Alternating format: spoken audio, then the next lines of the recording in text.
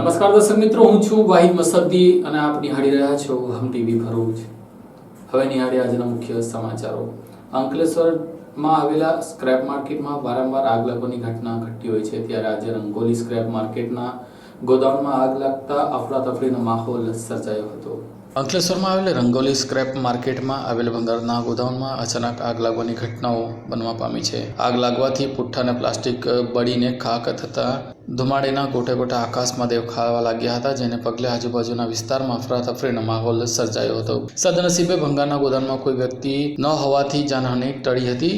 ત્યારે આ આગે ધીરે ધીરે વિકરાળ સ્વરૂપ ધારણ કરીને લોકોમાં અફરાતફરી મચાવતા ડીપીએમસીના ફાયર ફાઇટરો, પાનોલી અને નોટિફાઈડ સહિતના ફાયર ફાઇટરોએ દોડી આવીને આગ પર પાણીનો મારો ચલાવી આગને કાબુ લેવામાં પ્રયાસ કર્યા હતા. ફાયર ફાઇટર પહોંચે તે પહેલાં આગે વિકરાળ સ્વરૂપ ધારણ કરતા ગોદામમાં સમગ્ર રાખવામાં આવેલા પુઠ્ઠા, પ્લાસ્ટિક, ખાલી ડ્રમ વગેરે ભંગારનો સામાન બળી જતા ભંગારના વેપારીને લાખો રૂપિયાનું નુકસાન થવાનું પ્રાથમિક તબક્કે અનુમાન લગાવવામાં આવી રહ્યું છે. સદનસીબે કોઈ જ્વલનશીલ પદાર્થ ના હોવાથી મોટી ભાવના થતા અટકી હતી, પરંતુ આવા ભંગારના ગોદામમાં કેમિકલ અને રાસાયણિક પ્રક્રિયામાં વપરાયા પછી તજી દેવાયેલા સામાનની ભરમાર હોય છે, જેને લઈને આગ જેવી ઘટના બને છે. ગોદામમાં પડેલા બોમ્બ સમાન ગણાતા આવા સામાનમાં બ્લાસ્ટ થાય તો આજુબાજુના રહીશ અને સ્થાનિકોના માટે મોટું સંકટ બની શકે. તેવા સંજોગોમાં આવા ભંગારના ગોદામો ઉપર જીપીસીબીને લગતા અધિકારીઓ તપાસ કરે તે જરૂરી છે. હાલ તો આગની જાણ પોલીસ વિભાગને થતાં પોલીસ ઘટના સ્થળે દોડી આવી હતી.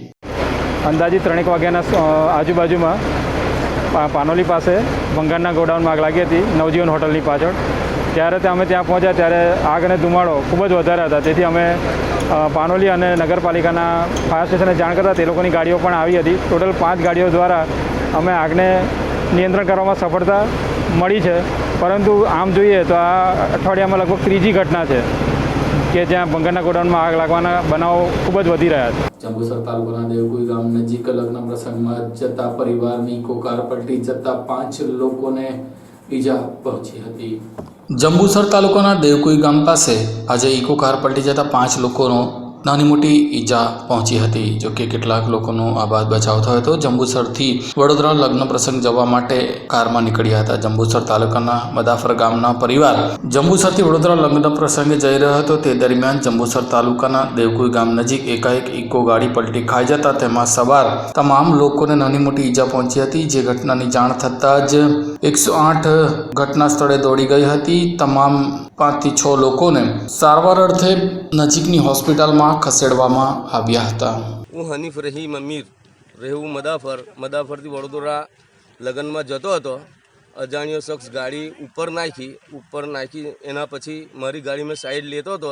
એને પહેલાં બીજી ગાડી આવતી હતી પાછળ, તો પાછી ગાડી ઉપર એ ભાઈએ વધારે દબાવી તો મેં જરીક સાઈડ પર કરી તો મારી ગાડી જરીક પલટી થઈ ગઈ અને આ રીતનું અકસ્માત અમારી રીતે બનેલું છે ને એ ભાઈ ભાગી છૂટેલો છે. અહીંયા કેટલા જણ અંદર હતા? લગભગ 8 જણ અંદર હતા. એની અંદરથી 4 છોકરા હતા ને થોડી બહુ ઈજા થઈ છે. એક ભાઈનું હાથ તૂટી ગયેલું છે એવી સંભાવના છે. અંકલેશ્વર જીઆઈડીસીમાં સ્વર્ગીય અહેમદભાઈ પટેલની પ્રતિમા મૂકવાની સાથે એક રોડનું નામ આપવાની જાહેરાત ઉદ્યોગ મંડળના પ્રમુખ દ્વારા કરવામાં આવી છે.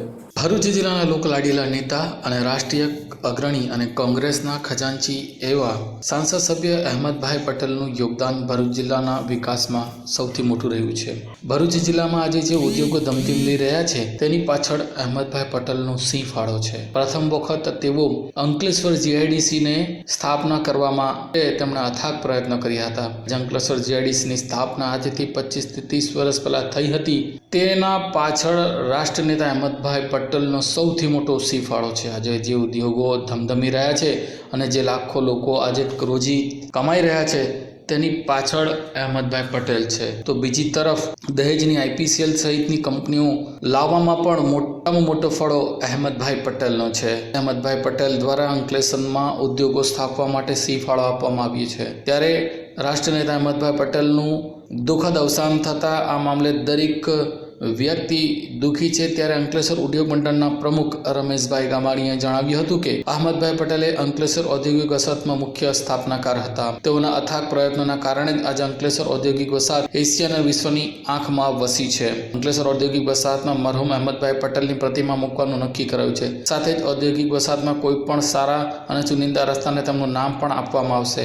આ ઉપરાંત સ્વર્ગીય અહેમદભાઈ પટેલની દફનવિધિ જે કબ્રસ્તાનમાં કરાય છે ત્યાં અંકલેશ્વર ઉદ્યોગ મંડળ દ્વારા 500થી વધુ વૃક્ષોનું વાવેતર કરવામાં આવશે તેમ તેમણે એક જણાવ્યું છે. હવે જોવાનું રહ્યું કે આગામી દિવસોમાં અંકલેશ્વર ઉદ્યોગ મંડળ દ્વારા કઈ જગ્યા પર અહેમદભાઈ પટેલની પ્રતિમા મુકાશે.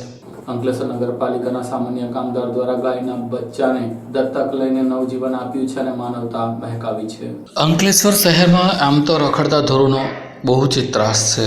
રસ્તા ઉપર મુખ્ય રસ્તા ઉપર રખડતા ઢોરોને કારણે વાહન ચાલકો અટવાતા હોય છે, ત્યારે તેમાં ગાય મુખ્યત્વે છે.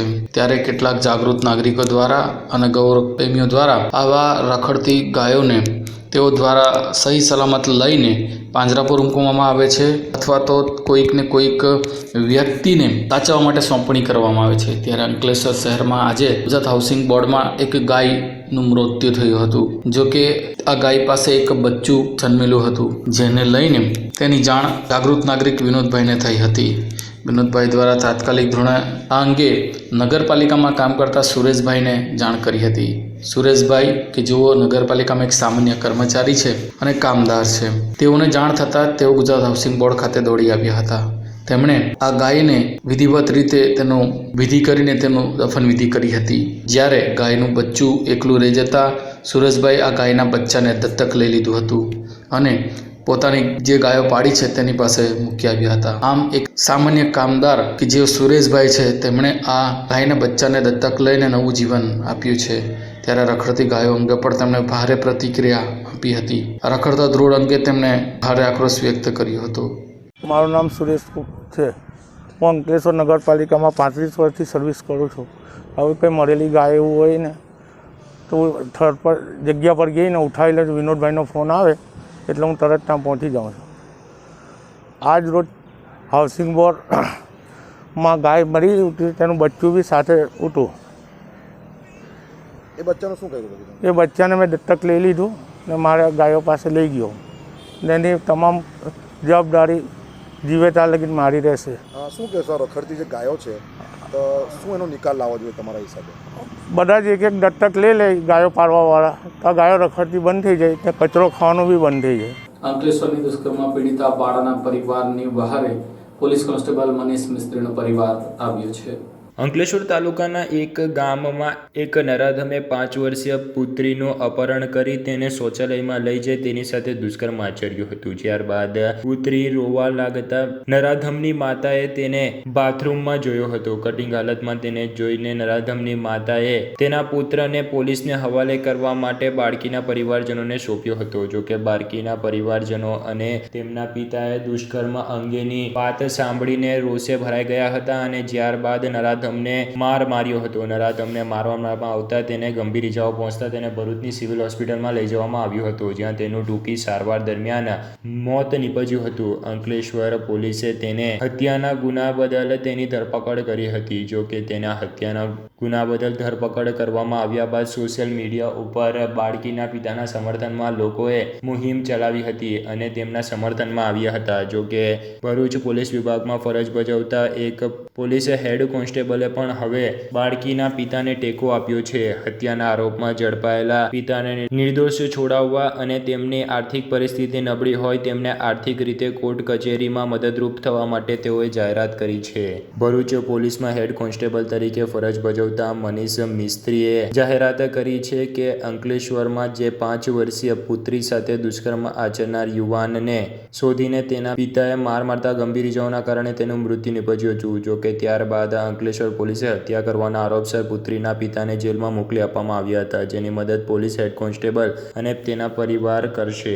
અંકલેશ્વરમાં રહેતા એક 5 વર્ષીય બાળા ઉપર એક યુવકે નજર બગાડી બાળકીને પટાવી ફોસલાવી શૌચાલયમાં લઈ ગયો હતો, જ્યાં તેણે માસૂમ બાળકી ઉપર દુષ્કર્મ આચરી તેને મૂકીને ભાગી ગયો હતો. ઘટનાની જાણ બાળકીના પિતાને થતાં તેણે આરોપી લાલુ રાજુ બિહારીને શોધી નાખી તેને માર માર્યો હતો. ગંભીર ઇજાઓને પગલે તેને સિવિલ હોસ્પિટલમાં ખસેડવામાં આવ્યો હતો, જ્યાં તેનું સારવાર દરમિયાન મૃત્યુ નીપજ્યું હતું. પોલીસે બાળકીના પિતાની હત્યાના ગુના બદલ ધરપકડ કરી હતી. જોકે બાળકીના પિતા આર્થિક હાલત બરાબર નહીં હોવાથી ભરૂચ પોલીસ વિભાગમાં હેડ કોન્સ્ટેબલ તરીકે ફરજ બજાવતા મનીષ મિસ્ત્રીએ ઘટનાની જાણ થતાં જ તેમણે બાળકીના પરિવારને મદદ કરવાનો નિર્ણય કર્યો છે. બાળકીના પિતાને જેલમાં હોવાથી પરિવારનું ગુજરાન ચાલી શકે તેમ પણ નથી. આવા સંજોગોમાં બાળકીના પિતા નિર્દોષ છૂટે તે માટે નીચલી કોર્ટથી લઈને સુપ્રીમ કોર્ટ સુધીની લડત માટેનો તમામ ખર્ચ પોલીસ હેડ કોન્સ્ટેબલ મનીષ મિસ્ત્રી સાથે તેમના પરિવારે ઉઠાવવાનો નિર્ધાર કર્યો છે.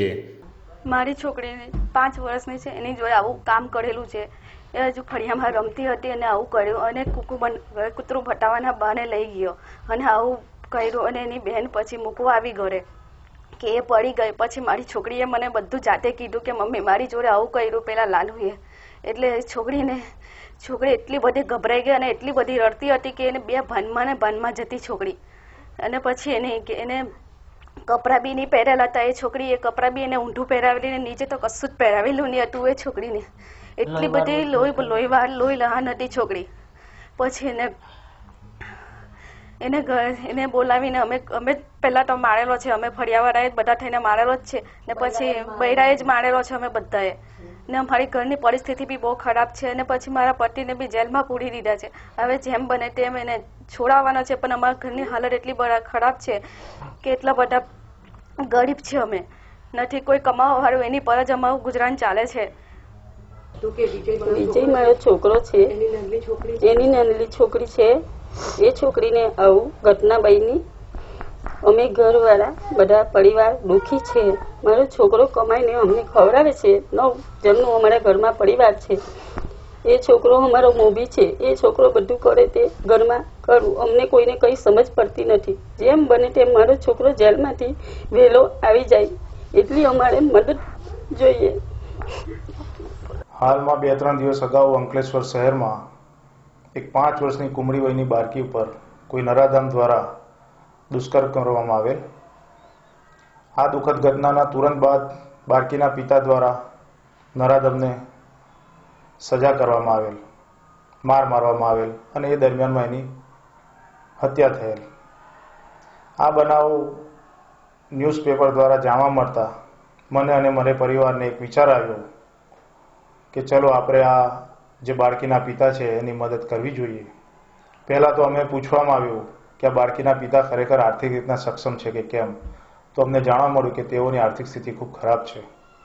એટલે મેં રૂબરૂ એમના ઘરે જઈ એમના પરિવારને બાળકીને આ બનાવ બન્યો તે બાબતની સાંત્વના આપી અને બાળકીના પિતા હાલ જે જેલમાં છે, જેઓની આર્થિક સ્થિતિ ખૂબ જ ખરાબ છે અને ઘરે રડાકોર થતી હતી, ત્યારે મેં એમને પૂરી રીતે સાંત્વના આપી કે તમે કોર્ટ કચેરીના ખર્ચાની કોઈ ચિંતા કરવી નહીં.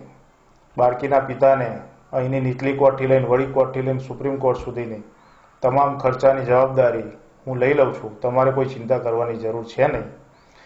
આવા કપરા સમયમાં પરિવારને, જ્યારે પરિવારનો મોભી જેલમાં હોય ત્યારે તેમને આર્થિક રીતના અને મેન્ટલી હિંમત જે આપે તેની ખાસ જરૂર હોય છે.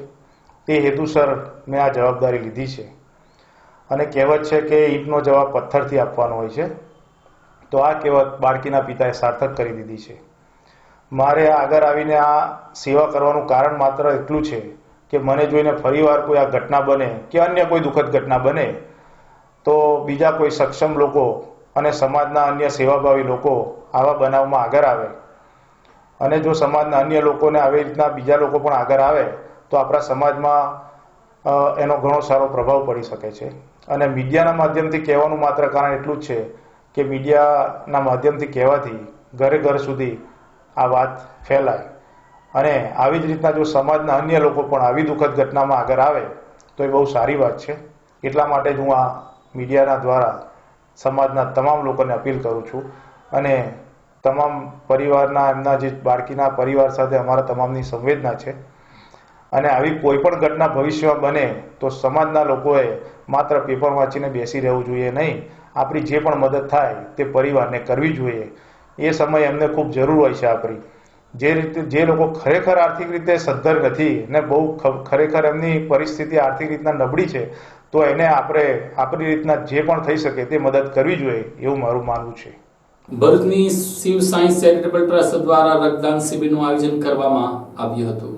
ભરૂચમાં શિવ સાંઈ ચેરિટેબલ ટ્રસ્ટ તથા લાયન્સ ક્લબ ભરૂચના ઉપક્રમે બ્લડ ડોનેશન કેમ્પનું આયોજન કરવામાં આવ્યું હતું. રક્તદાન એ મહાદાનની પંક્તિને સિદ્ધ કરતા શિવ સાંઈ ચેરિટેબલ ટ્રસ્ટ દ્વારા આજરોજ આચાર્યજી મંદિર ખાતે રક્તદાન કેમ્પનું આયોજન કરવામાં આવ્યું હતું. ભારતની કંપની અંદર મોટી સંખ્યામાં એ રક્તદાન કર્યું હતું. જ્યારે કોઈ અકસ્માત કે કોઈક મોટી હોનારત થાય છે અને રક્તની જરૂર પડતી હોય છે ત્યારે તેનું મહત્વ સમજાય છે. ત્યારે આજે આ યુવાનો દ્વારા રક્તદાન કરવા અને મહાદાન માટે લોકોને પ્રેરણા રૂપી સાબિત થયા હતા. ભરૂચ જિલ્લા ઔદ્યોગિક એકમોથી ઘેરાયેલા જિલ્લો છે. અહીં હાઈવે પર પસાર થતા લોકો વારંવાર અકસ્માતનો ભોગ બનતા હોય છે. ત્યારે સૌપ્રથમ લોહીની જરૂર પડતી હોય છે. લોહી ન મળે તો દર્દીનું મોત પણ નિપજે છે. ત્યારે આવા રક્તદાતા લોકો રક્તદાન કરીને બ્લડ બેંકને મોકલે છે, જેથી દર્દીઓને સારવાર માટે રક્ત મળી શકે અને મૃત્યુ આંક ઘટી શકે. તે ઉદ્દેશ્યથી શિવ સાંઈ ટ્રસ્ટ દ્વારા રક્તદાન કેમ્પનું આયોજન કરવામાં આવ્યું હતું. હું lion Ramesh Soni, district chairman lions club of Bharuch. Lions club of Bharuch અને શિવ સાંઈ ચેરિટેબલ ટ્રસ્ટ બંને સંયુક્ત ઉપક્રમે આજે મેગા બ્લડ ડોનેશન કેમ્પનું આયોજન કર્યું છે, જેમાં અમારી ગણતરી પ્રમાણે લગભગ 50થી 100 બોટલ રક્ત એકત્રિત થાય એવું ગણતરી છે. અને આગામી દિવસોમાં અમે મેડિકલ કેમ્પ તથા જે કંઈ પણ આયોજન કરીશું એ સંયુક્ત ઉપક્રમે કરીશું અને અહીંની લોકલ પબ્લિકનો અમને ઘણો સારો પ્રચાર પ્રસાર મળ્યો. ધન્યવાદ. હું વિજય મિશ્રા, શિવ સાંઈ ચેરિટેબલ ટ્રસ્ટ તરફથી આજ રોજ અમારે આચાર્યજી મહાપ્રભુજીની બેઠક પાસે Shiv Sai charitable trust, lions club of Bharuch અને રેડ ક્રોસ બ્લડ બેંક ત્રણેય સંસ્થાઓના સંયુક્ત ઉપક્રમે મેગા બ્લડ બેંકનું આયોજન કરેલું છે, જેમાં અંદાજિત 50થી 100 બ્લડની બોટલો એકત્રિત થવાનું અનુમાન છે. અને ભવિષ્યમાં બી આવા સારા મેડિકલ કેમ્પ્સ, બ્લડ ડોનેશન કેમ્પ્સનું આયોજન કરીએ એવી આશા રાખીએ છીએ. આ સાથે હમ ટીવી ભરૂચના સમાચાર પૂર્ણ થાય છે. આવતીકાલે ફરી મળીશું. નમસ્કાર. નેત્રંગની સ્વાદપ્રિય જનતા માટે લઈને આવ્યા છે ઝાયકા ફ્રેશ સોડા. હા, ઝાયકા ફ્રેશ સોડા. નેત્રંગની સ્વાદપ્રિય જનતાને મળશે અવનવા પીણાનો લાઈવ સ્વાદ. દરેક સ્વાદ લાજવાબ. ઝાયકા ફ્રેશ સોડા સેન્ટર, નેત્રંગમાં પ્રથમ વખત લાઈવ સોડાનો આનંદ માણો અવનવા સ્વાદ સાથે. ઝાયકા ફ્રેશ સોડા સેન્ટર. તો આજે જ અમારા ઝાયકા ફ્રેશ સોડા સેન્ટર પર પધારો અને ઠંડા પીણાનો આનંદ લો. સરનામું નોંધી લેશો. Zaika fresh soda, Gani complex, Netrang 4 રસ્તા, Netrang, Bharuch. Zaika fresh soda centre, Netrang.